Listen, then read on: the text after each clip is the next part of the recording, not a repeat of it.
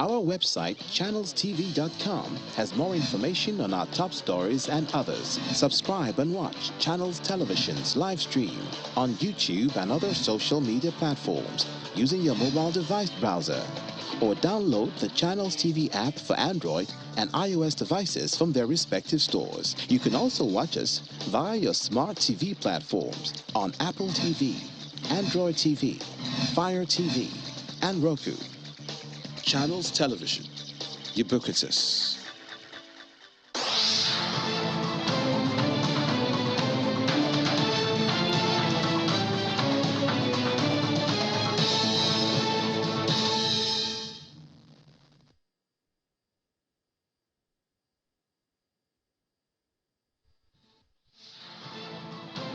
Hello and welcome to our special coverage of the Russian invasion of Ukraine. I am Ladi Akiridulwale. The headlines. Ukrainian President Volodymyr Zelensky says Africa has been taken hostage by Russia's invasion of his country, warns of the impact of global food crisis.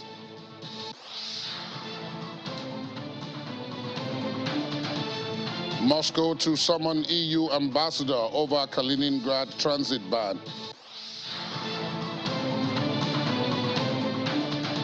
And Russian Nobel Peace Laureate sells medal for $100.3 million to aid Ukrainian children.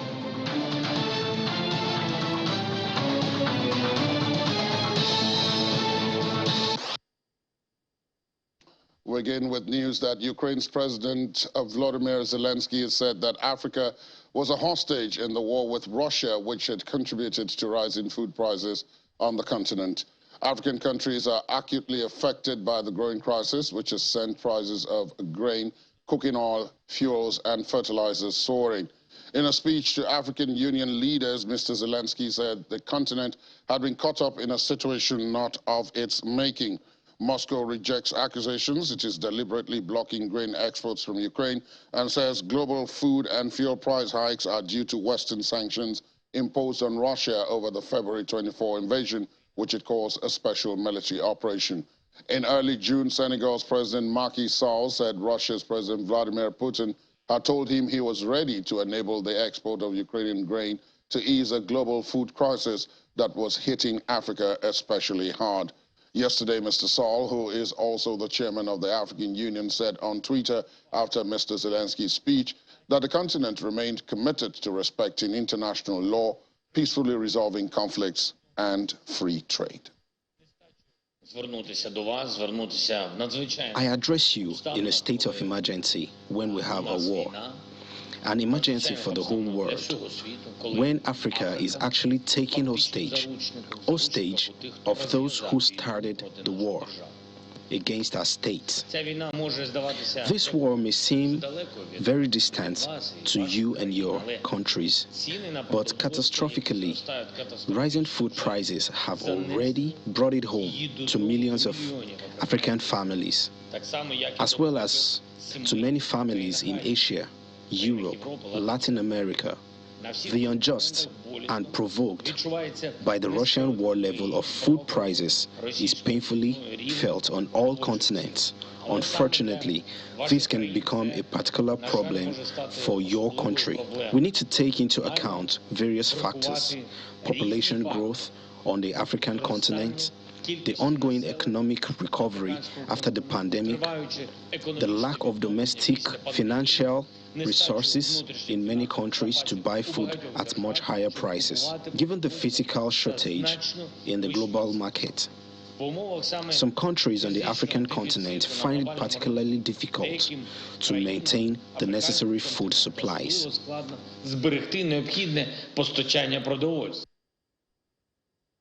Meanwhile, in a separate video address, President Zelensky also said that two key cities in eastern Ukraine were witnessing the most difficult fighting as Russian forces intensified pressure in the area and captured territory along a frontline river.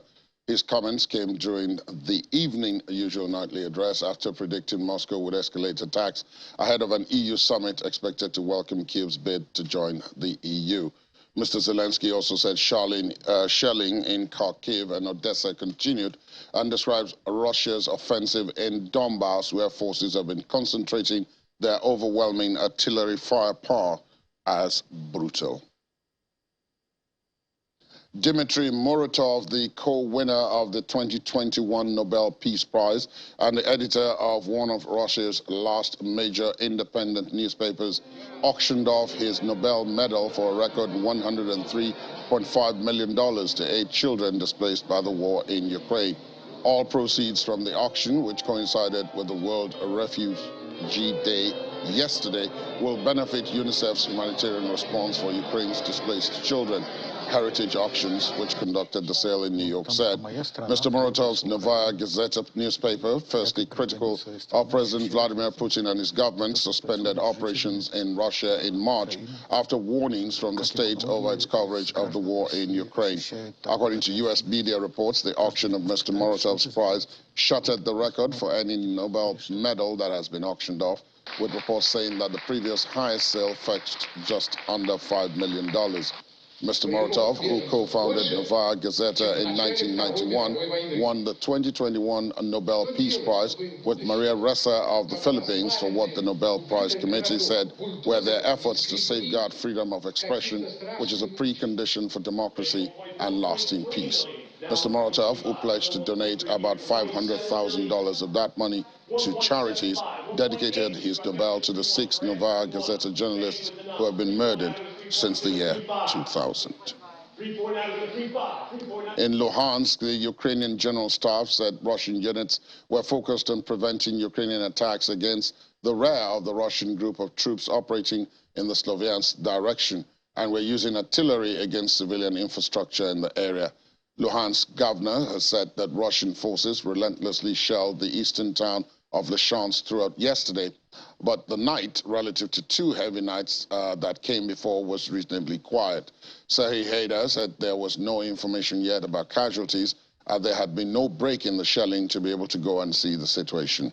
He said 538 civilians remained in the few bomb shelters of the Azot chemical plant, mostly employees of the factory, including 3 children.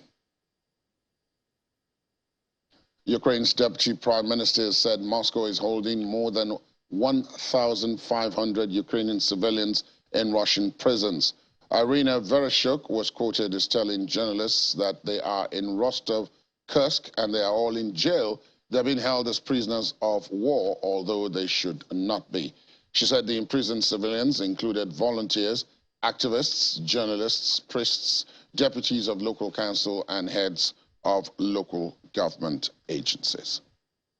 And 2 residential areas were damaged after heavy shelling in the Kubievsky and Voroshilовsky districts of the Russian separatist-backed Ukrainian town of Donetsk.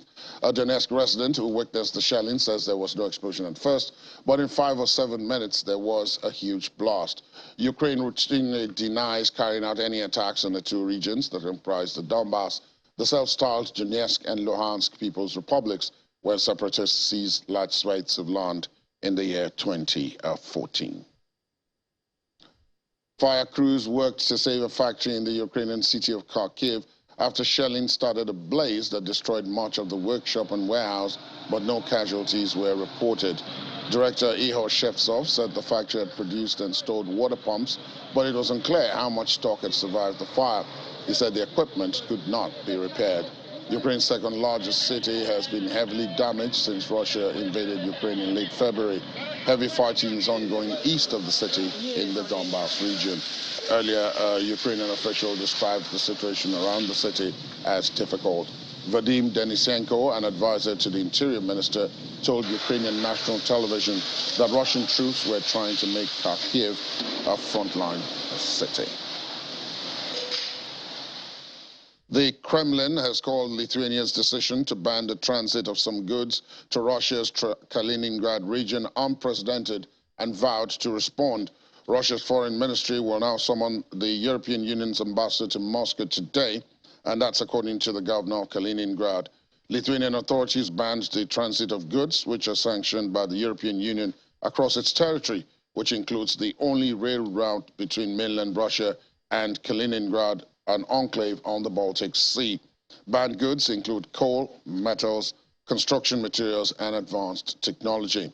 Sandwiched between EU and NATO members, Poland and Lithuania, Kaliningrad receives supplies from Russia via rail and gas pipelines through Lithuania. Kaliningrad's governor estimated the ban could affect up to half of all goods that are brought to the region by rail. Kaliningrad's region's residents, which are sandwiched between EU and NATO members Poland and Lithuania, expressed fear and regret over Lithuania's transit ban. One Kaliningrad resident said that he already has plans to leave the region because of strengthening European sanctions, urging citizens not to resort to panic buying. A representative of the region's government, Dmitry Liskov, said that 2 vessels were already ferrying goods between Kaliningrad and St. Petersburg, and 7 more would be in service by the end of the year. Lithuanian authorities set a ban on the transit through their territory to the Russian enclave of Kaliningrad of goods that are subject to EU sanctions was to take effect from Saturday. News of the ban came on Friday through a video posted by the region's governor, Anton Olenikov. Let's talk now to Henrik Larsson, Senior Researcher, Center for Security Studies at Zurich. He joins us virtually from the Swiss city of Zurich. Thank you very much, Henrik. Good morning, and thank you for your time. Morning. Let's start off with what I've just finished reporting on, which is the situation in Kaliningrad. The phrase unintended consequences comes to mind because Kaliningrad, even though an enclave of Russia, is not part of this crisis, is it? I mean, it is a territory of Russia and then subject to the sanctions that the EU has imposed. I mean, you can say the Lithuanians has just enforced the sanctions that are in place, so Russia could expect that this would happen. And it hasn't been done by Lithuania alone. It was a decision done in consultation with the EU Commission and the rest of the EU members. I frankly do not see that the Russians can be very surprised about this. And moreover, we have to remember they can supply their Kaliningrad enclave through ships. I mean, the ports are still open. So it's, of course, more complicated and more expensive. But this idea that Kaliningrad would be starved out is ludicrous. You are in Switzerland, which for all practical purposes is largely regarded as a neutral country, and neutrality is a phrase that much of the world is now beginning to look at a bit more closely. And that brings me to the question surrounding Finland, Sweden, and then Ukraine, and the issue of joining either NATO or the European Union. How complicated do you think it makes things when a country that was previously regarded as neutral then thinks that it needs to join one or the other side in order to enhance its security? Is it really true that security is enhanced if you belong to one side as opposed to being neutral? Well, it depends on your strategic environment. If you have an aggressive neighbor, which is the case for Finland and Sweden, I think there's a strong case for the fact that you enhance your security by joining a defense alliance, strong defense alliance led by the United States, like NATO is. So it depends on where you are in Europe. If you're in Switzerland, you're sandwiched between, you're pretty safe. I mean, you're surrounded by non-hostile countries. So in that case, there is no need to join a military alliance, even though it is true, as you say, that Switzerland is trying to look for other possibilities to cooperate with NATO and with the EU in this crisis. We have to remember that Switzerland is a neutral country, but it also is a country that is strong advocate of international law, and that means non-aggression is a no-go. So when a country like Russia aggresses without provocation a peaceful neighbor like Ukraine, it also goes against the DNA of Switzerland. Let's look at because Switzerland has also been noted down the years for being instrumental to resolving crisis, helping to resolve crisis. In this particular instance, it does appear that is not the case. Why do you think that's so? Because Russia has openly said, because Switzerland has joined the EU sanctions against Russia, Switzerland can no longer hope that it can host US-Russia summits or any other summits to solve the crisis. In Russia's view, Switzerland has clearly chosen the side of NATO and the EU, and thus can no longer be regarded as neutral. Let me ask you then, the role that Turkey is playing in all of this. Turkey has already hosted one round of peace talks and says it is prepared to host another, especially now that we have the food crisis as a result of all the grain and other items that are stuck in Ukrainian ports, which are blockaded by the Russians. And the Russian ports, the Russian exports rather, cannot go out because of Western sanctions. So you have some level of a global food shortage, if you like, or crisis, depending on who you speak to. How do you think the role that Turkey is playing, or indeed anyone else who is trying to broker peace, is going to work out, given the facts as they are on the ground today? I think, unfortunately, in the past 3-4 months, all attempts to broker peace have failed. Also, Turkey, as you mentioned, has tried for its own reasons. I mean, it doesn't like that Russia takes control of the Black Sea coast to the extent that it tries to. And of course, Turkey would also like to appear as the country that could solve the global food crisis, or what could become a global food crisis. Unfortunately, I do not see much ground for negotiation. The battle is happening on the battlefield in Ukraine. Given that NATO itself is now warning that this crisis could be around for quite a while, some of those involved, either directly or indirectly, are beginning to make longer-term plans than they initially had for this situation. How would you read this, the situation? There were many who said that the EU itself was not planning for something this protracted. Neither were the Russians, for that matter, and neither were the Ukrainians. But that seems to be the fact on the ground now. The more protracted it becomes, as you've just pointed out, the less there is room for peace. So where do we go from here? It is true, as you say, that the West is now preparing for a long, protracted conflict. The NATO Secretary General has said openly that this conflict can last for years. But, I mean, all wars come to an end at a point. The question is, when is Ukraine tired of war, and when is Russia tired of war? I mean, it will be decided on the battlefield, and it is about attrition, it seems. It will be a war of attrition. Not much progress is being made. Ukraine is gaining some ground in the south, I saw yesterday, and Russia is trying to gain some ground in the east. But the fronts are not moving very much. It looks like First World War, if you want to make an analogy. Given that situation, as you said, it looks like for the First World War, and that ground on and killed so many people for more than 4 years before it ended. There will be many who will be hoping that that isn't the case here. But in actual fact, do you think that some of the suggestions that were made initially about peace?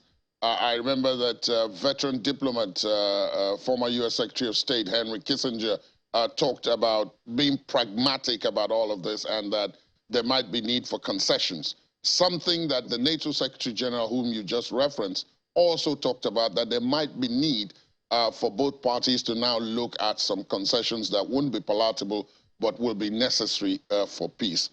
Is that time here? I think so, yeah. This is how the conflict will end. There will have to be some territorial concession on Ukraine's part. But you see, you have to understand Zelensky's perspective. If he gives up territory at this point, he will not win the next election, because he will be perceived as a person who gave up, even though he had a chance of winning. I think if you take a realistic perspective, there will have to be some giving up territory. I'm not a military expert, but it's hard to see how Ukraine would take back much of the territory that Russia has taken this year and all back to 2014. So some kind of frozen conflict is a possibility, like we have in Georgia, neighboring Moldova and neighboring Georgia, where Ukraine doesn't formally recognize territory as Russian, where it is accepted that it is like that. That looks like something that we've had cold water poured on in the past. I remember when Henry Kissinger first made the comment, everybody wanted his head. But now it seems as if, people are finally coming around to that reality. But as you pointed out, the Ukrainian leader is in a tough spot. How tough is his spot, especially because he has this support from outside of Ukraine, and those outsiders aren't offering that support in order for him to go and give up concessions? I mean, the West is supplying Ukraine heavily with weapons. If they hadn't done so, Ukraine would be in a terrible state on the battlefield. So you can say the West, on one hand, says negotiations are up to Ukraine, but given the degree of financial and military support of Ukraine, it would be very bizarre if the West wouldn't tell Zelensky at some point, I don't know when that will happen, now you need to try to find some kind of compromise with the Russians, see what you can get out of negotiations, because our own publics in the West are also tired of war. We can supply weapons, but the sanctions are starting to bite. We have rising inflation and so on. I'm not saying that will happen in the next, over the summer probably, but looking into the fall, maybe into the winter, we could imagine these kind of things play out, where Ukraine would be told discreetly by the West, maybe it's time to see what can be negotiated with Russia. On the situation on the ground, I just have that final question before I let you go. On the situation on the ground in Switzerland, how much of understanding, how much of sympathy, how much of support do you think can be sustained for supporting Ukraine, as the West has been doing, and as you've referenced that Switzerland is, of course, behind the West in all of this? How much support do you think is on the ground for this, if it is no matter what it takes? I mean, there's a great deal of solidarity in Switzerland for a country that has been aggressed unprovoked, as Russia has done. So there's this aspect of like international humanitarian law that Switzerland stands for, protecting civilians and so on. And if you talk about the broader West, there is a rather strong moral imperative to help Ukraine, not to directly intervene on their behalf in a military conflict with Russia, but strong moral imperative to help them. And it also helps from a realistic perspective that it's a European country. So if it would be Ethiopia, let's say, as an example, the solidarity would not be as big. It's a European country that officially says it wants to come closer to Europe, be part of the European Union. Now it would probably get the EU membership perspective. So there is this element, and there is a potential, I think, for a rather strong sustainment of the Ukrainian war effort, more than that would be the case elsewhere. Indeed. Henrik Larsen, Senior Researcher, Center for Security Studies at Zurich. Thank you for your time and for your perspective this morning. Thank you. After the break, thousands demonstrate against the rising cost of living, with many linking the crisis to the West's Russia policies. Please stay on with us.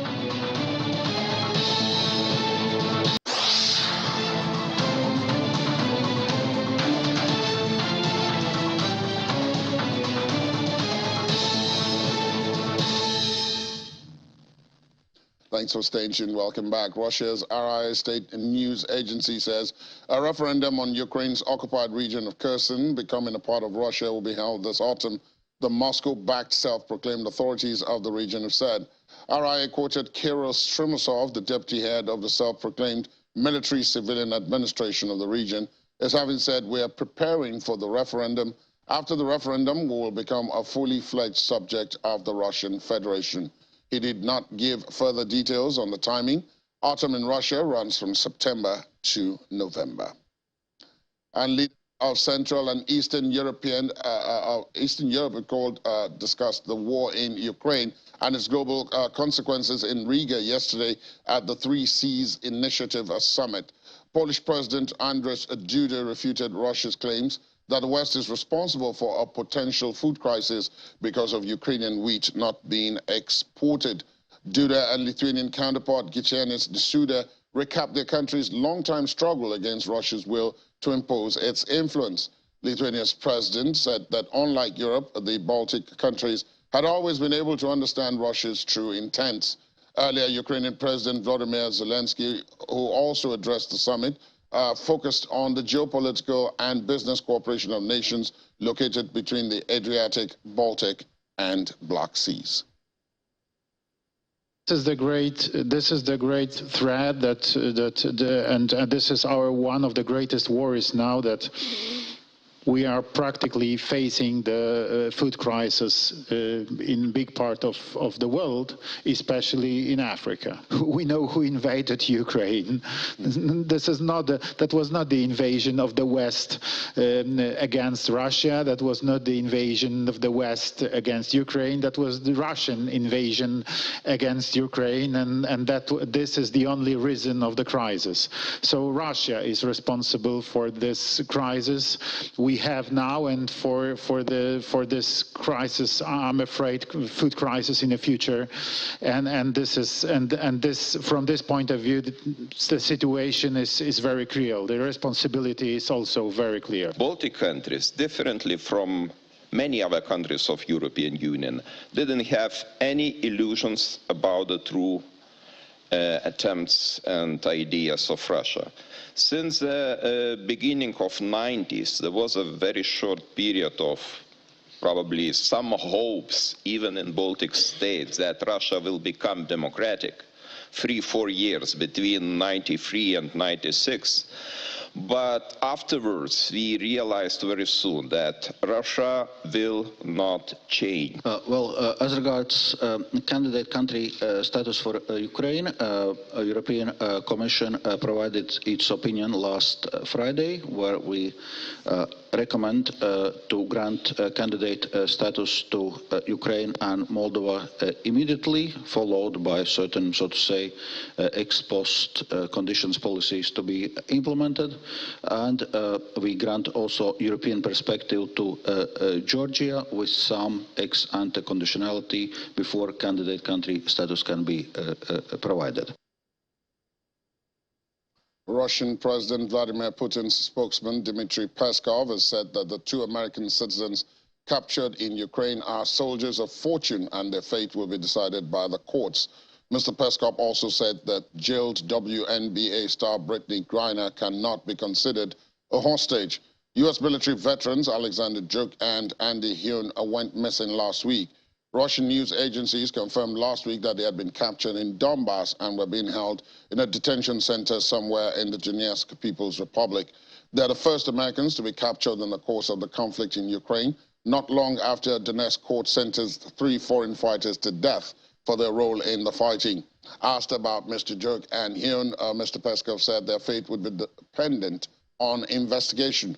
He called them soldiers of fortune who were involved in, quote, illegal activities and fired on Russian troops, for which they should be punished. And U.S. President Joe Biden has said he's not likely to visit Ukraine when he travels to Europe later this month for summits with Washington's allies. Speaking to reporters, Mr. Biden also said he believes it is very likely that Ukraine will become a member of the European Union. EU leaders later this week are expected to give their blessings to Ukraine becoming an official candidate to join, a decision that will be marked as a triumph in Kiev as it fights Russia's invasion. Mr. Biden surprised beach goers in Rehoboth Beach, Delaware, as he walked along the shoreline, waving, shaking hands, and posing for photographs. He also stopped to talk to reporters about domestic and foreign policy issues his administration was facing.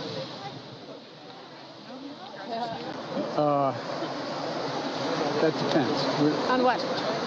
On a lot of things relating to whether or not it causes more difficulty for Ukrainians, whether it distracts from what's going on. But I've been meeting with Zelensky, and I've talked with him almost, well, at least 3-4 times a week. And but I'll be heading. I'm going into Germany, then I'm going to Spain, then I'm going to Israel, then I'm going into Saudi Arabia for a larger meeting of the community there, and then I'll be coming home probably directly. So not going to Ukraine on the trip? Well, on this trip, not likely. Mr. President, are you confident that Ukraine is going to become a member of the European Union? Are you pushing for that? I think that's likely, very likely to happen. I know. Okay. That's my press secretary daughter. I promise.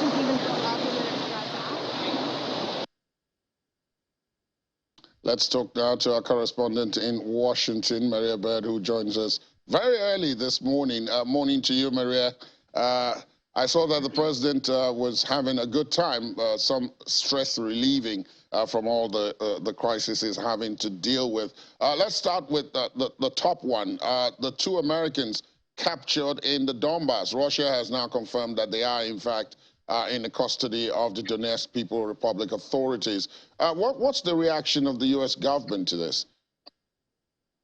Well, the U.S. government is obviously saying they're a priority. The biggest piece, though, is the U.S. government is going to be as close to the chest as possible and not really releasing a lot of information, as they want to ensure that does not at all impede upon their mission to actually help them to be released. And so they're going to be very, very close-lipped about kind of what their next steps will be, but they have stated that they will be a priority for the U.S. As we know, it's very similar to what we're seeing in the last few years and especially in the last few months between Russia and the U.S. And as individuals, whether or not they're detained in the U.S. from Russia or they're detained in Russia by the that are from the U.S., that it's much like a Cold War experience. You're seeing individuals being released one by one as negotiations and as talks between the two countries are carried out.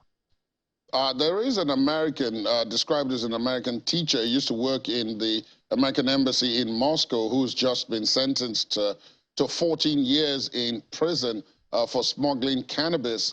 What's the reaction on that? As you stated before, the smuggling of cannabis, the U.S. is trying to investigate exactly, see what happened with that. We know this individual, as you said, a former teacher from the eastern region of the U.S. And so trying to see how they can assist them, obviously, with being released. And hopefully that those efforts will allow for this individual to at some point, because it's just recently been that they've been sentenced to 14 years. So really trying to understand what is Russia looking for in order to have that individual released. But that is also a part of the efforts and negotiations between the U.S. and Russia at this time.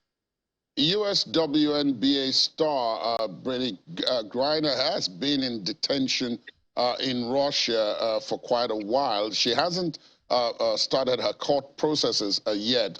Russia recently extended the period of her detention. What can you tell us about that?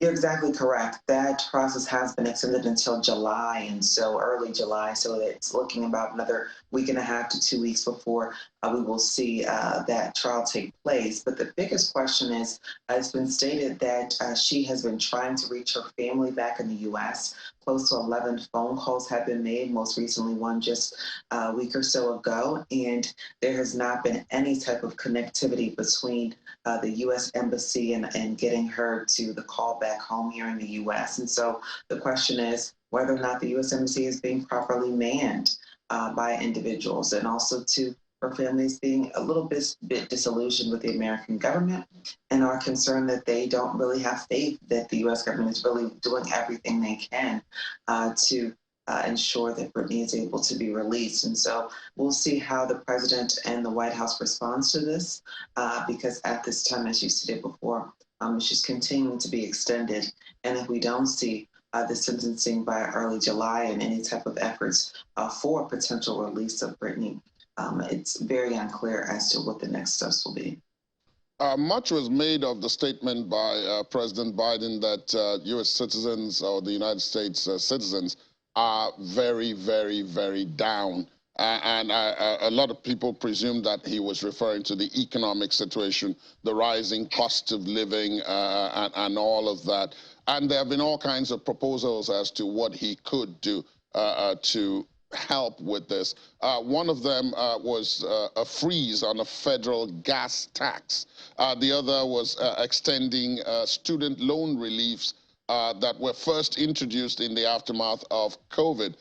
Is this gaining any traction, and is this likely to happen since I understand that both might involve Congress? Yeah, you're exactly correct. So the gas relief is one that is probably very viable option potentially, even though there have been speculations and concerns by Congress that that could have a heavier impact on the U.S. economy if that is moved forward. But we know that many states across the U.S. just a few months ago did release taxes off of gas for a week or more for many states. And so that is a very viable option. The student loan debt is another one that I think it's going to not only be just extending the COVID relief timeframes, but potentially a very new model. He's also putting in place a lot of efforts to try to eradicate student loan debt for many Americans. And so I think it's going to be much more of a robust plan beyond just kind of putting it in a forbearance mode for a temporary period of time. Well, when we talk about the economic situation, we're talking about rising prices, inflation. The Fed surprised many by the strength of its reaction a couple of days ago in terms of interest rates a hike. And inflation now is said to be at a record high over the last 40 years. It's quite high. Prices of fuel, of gas, as you call it in the U.S., just under $5 a gallon. So what are we looking at here, especially against the backdrop that all of this, many are attributing, even in the U.S., to the situation in Ukraine and Western sanctions against Russia. Of course, now you have the midterm. I can't help but go there. We have the midterm elections in November. So how is all of this playing out? You know, that's a very clear picture that you just described as to kind of, it's almost like a perfect storm happening. You know, there's individuals that are obviously, especially those who are marginalized communities that are suffering greatly as it relates to the economic challenges. You mentioned inflation, 40-year high. We're seeing individuals, when you go to a grocery store, not being able to even afford a loaf of bread because of the escalation in prices that's being seen even in grocery stores, and just everyday needs of the average American. So the Federal Reserve Bank trying to increase interest rates is going to definitely slow down our housing market, will slow down the ability for individuals to continue to have small businesses, because small business loans will become increased, and the interest rates in that area as well, which will obviously slow down the ability for banks to be able to loan money. And so you're going to see a real heavy impact in the near future on the economy. It's been speculated by many economists that we could be heading into a recession, despite the fact that employment rates have been increasing steadily, and we've seen a decrease in unemployment rates. But that could change if we continue to see the inability for the Federal Reserve Bank to be able to stabilize inflation without having major increases on interest rates. And so that is, you know, so you're going to see a reduction in being able to purchase home ownership. All of those very what people call the American dream ideals are definitely being stifled at this time as a result of the economic challenges that exist.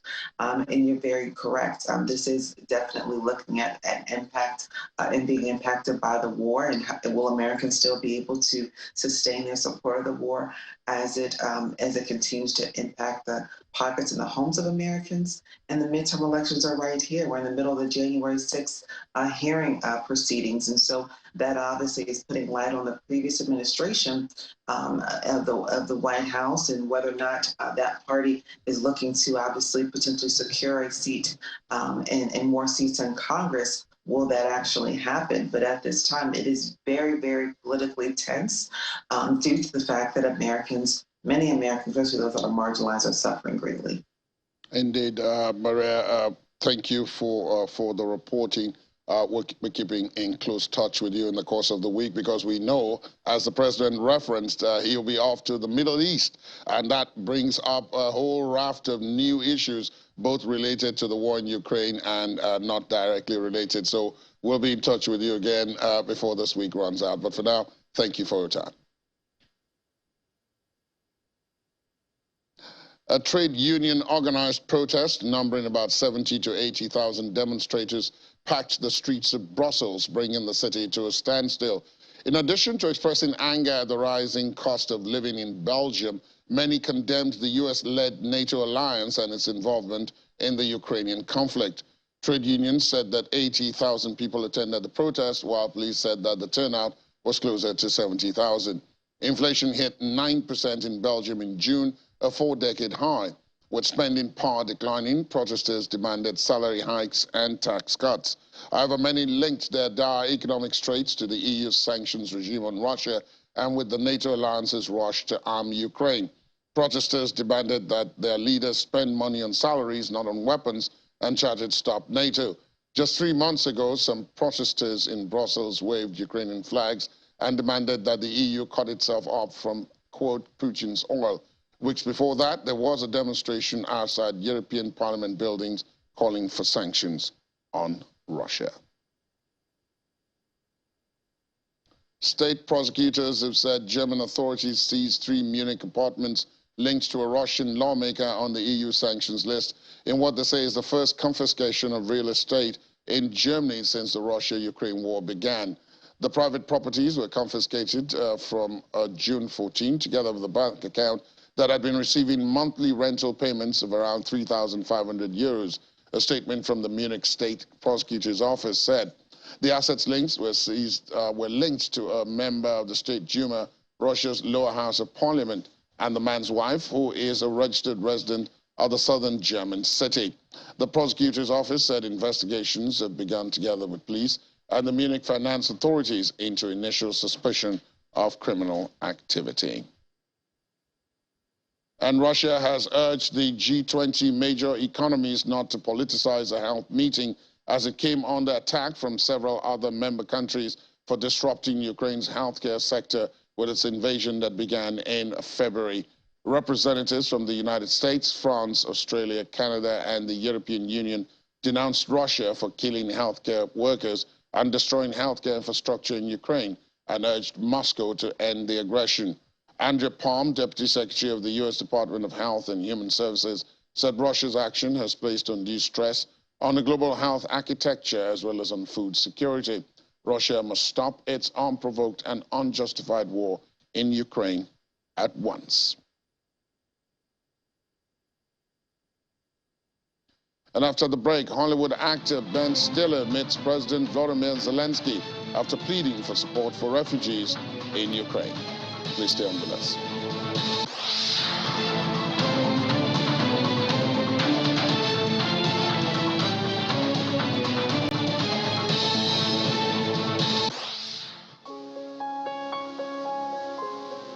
Religion acknowledges it.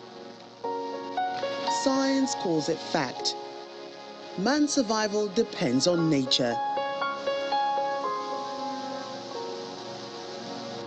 Today's reality, war, pandemic, food scarcity, nature's way of fighting back.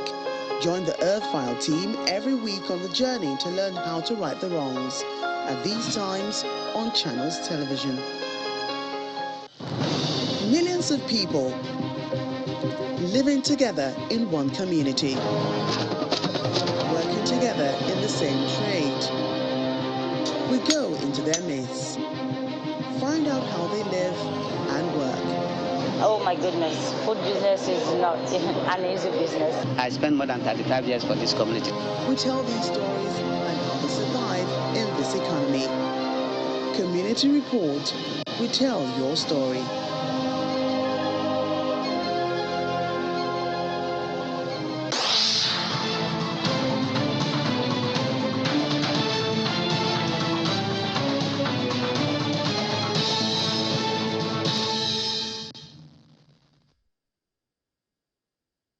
Thanks for staying tuned. Welcome back. Ukraine has donated CryptoPunk NFT for $100,000 to support its war effort. The NFT, that's CryptoPunk 5364, is a highly valuable non-fungible token it received as a donation in early March during its fundraising campaign for the war against Russia. Naturally, Laddie Williams, our crypto master, joins me on the program. Morning, Laddie. Morning. Yeah, now this very important NFT. I remember when this was donated, we talked about it on this program. And now they're selling it. Yes, and it's been sold to a private collector. Nobody knows who this collector is. But at the end of the day, we've seen the image there. It's just a JPEG, a 24 by 24 JPEG picture of a punk. There are just about 10,000 units of them. But a couple of people actually find value in these things. I don't know if you see any value in it. Well, you would have to explain that to me. Exactly. Well, there's the picture yet again. Yeah, that's it. It's just a guy, with a do-rag and a cigarette in his mouth there. So yeah. They're called punks. Okay. Quite interesting, about 10,000 units of them globally.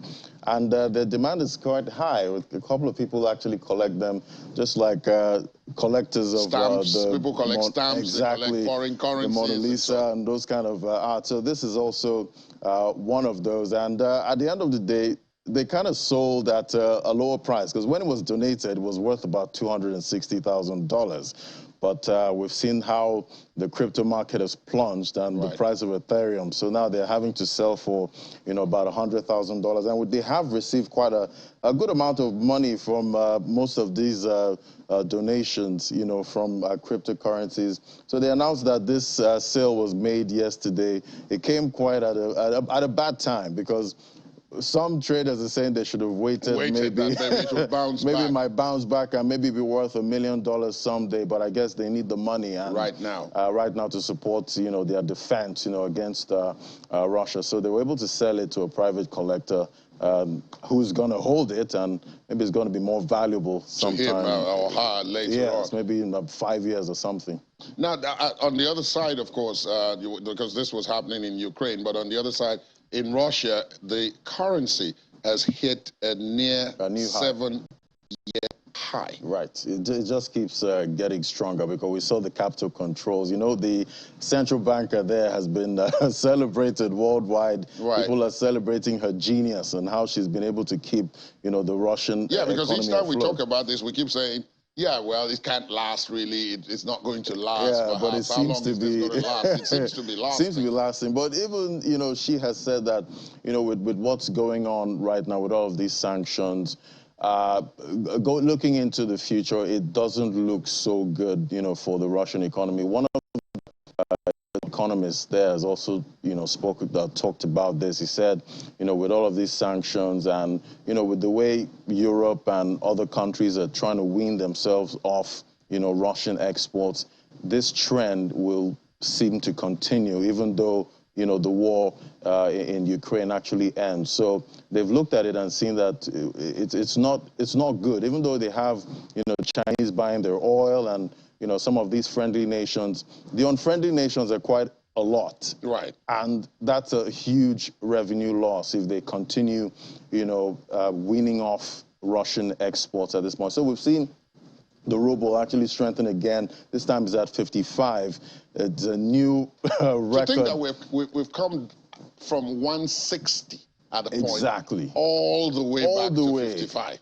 Now surpassing even what before the war. So, but at the end of the day, it's not what Russia needs at this point, because for an export, dependent country like Russia, this makes their exports more expensive. So they want to bring it down. They have a preferred rate at about 70 to 80. That's what they prefer, because they don't really import much at this point with all of these sanctions. So they're not even going to benefit from the import side. But at the end of the day, they're getting hit by expensive exports, because right now we know they're exporting a lot at this time, and they need to, because they have to, fund this war. And with all we've seen them, reduce some of these capital controls, but it's still strengthening. And now it's tax season. Most of these companies are going to have to pay, their taxes, and these are export companies, and they will have to convert most of their proceeds back to the ruble. Right. So we might even expect more strength at this point. Who knows? It could even get to 30 at this point with the way it's that going. would make it difficult. That would make it really difficult. But then on the bright side, if indeed there is a bright side, the prices of wheat, palm oil, and other international commodities has dropped. Yeah. very good news at this point, because we're seeing, it's not like, if you look at these markets now, it's not the buyers and sellers that actually, or the buyers that actually need these commodities that are propping up the price.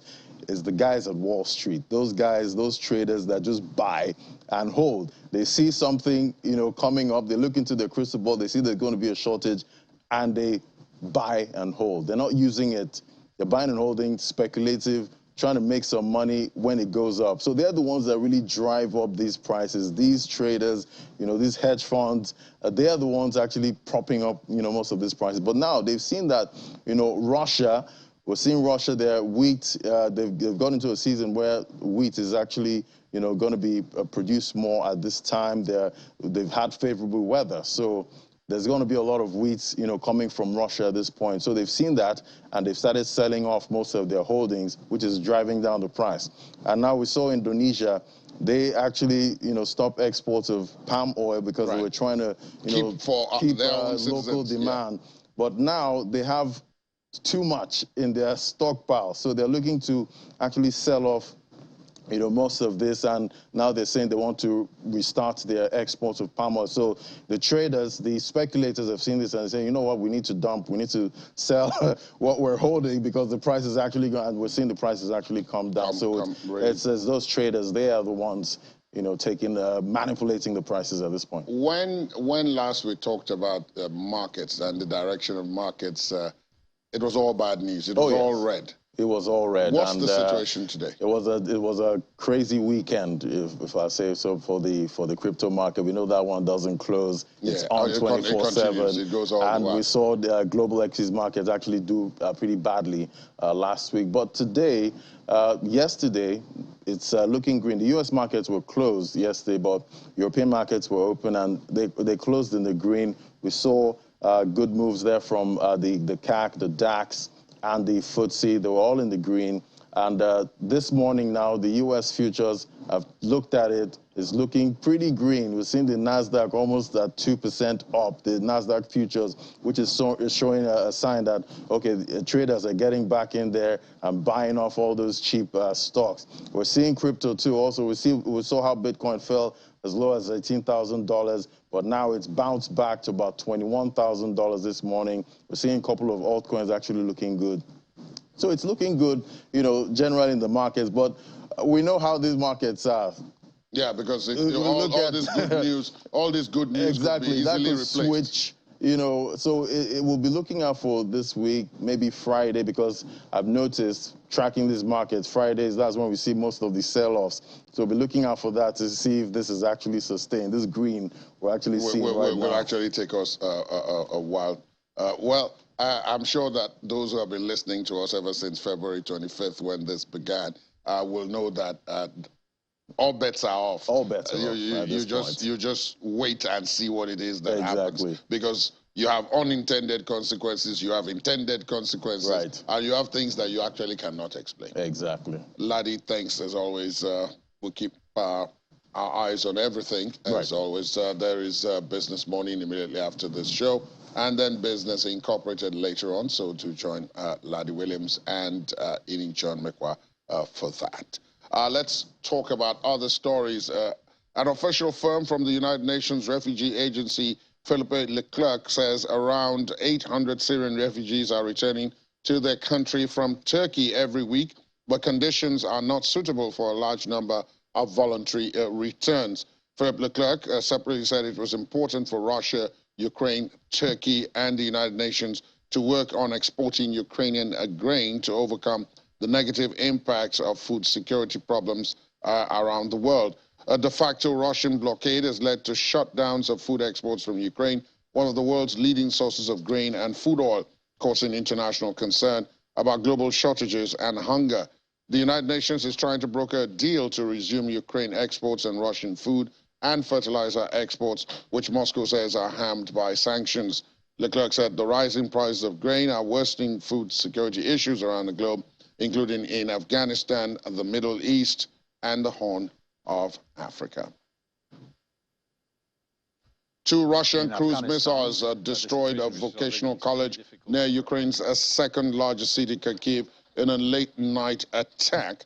Head of the regional's public prosecutor office has revealed no casualties have been reported yet. A female janitor who was in the building during the shelling escaped without injuries. There was no major damage to the part of the college used by local volunteers as a distribution center of humanitarian aid, mostly children's clothes, shoes, and toys. Russian forces have resumed shelling areas north of Kyiv, again trying to get closer to the city. And our next footage shows artillery strikes on the Ukrainian village of Tashkivka in the Luhansk region, which was released on June the 19th. The aerial images show columns of smoke rising over several burnt-out buildings as shells blast near approaching armored vehicles. The location of the video was verified by the roads, buildings, and fields, which matched satellite imagery.